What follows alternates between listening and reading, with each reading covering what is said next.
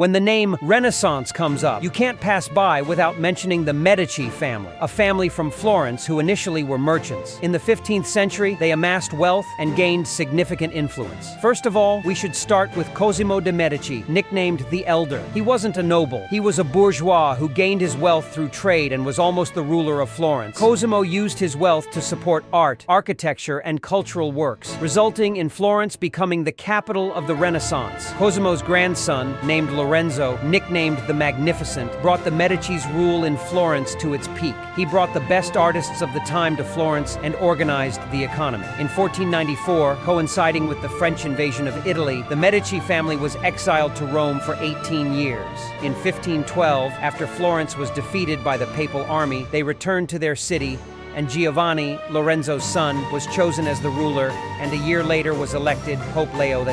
Now, a Medici was the Pope, and this family owned Florence and the Papal States. In 1519, the Medici family had no legitimate male heir. Only 2 illegitimate boys remained. In 1523, Giulio from the Medici family was elected as the next pope and named Pope Clement VII. He legitimized one of the boys named Ippolito and chose him as the ruler of Florence. Keep in mind that during this period, the Pope had a good relationship with Charles V, the Holy Roman Emperor. But the Pope allowed one of the family's daughters, named Catherine, to marry the son of Francis I, the King of France, who was Charles's greatest enemy. Catherine was the first queen from the Medici family. The result of this betrayal by the Pope was the famous sack of Rome in 1527 by Charles V's soldiers. And with the weakening of the Medici, the Florentine Republicans took the city back from the Medici. In 1532, the Medici regained Florence, and Alessandro, who was one of the illegitimate sons of the family, began his rule for the first time with the title of Duke of Florence. In 1534, Clement VII died, and 3 years later, Alessandro was killed,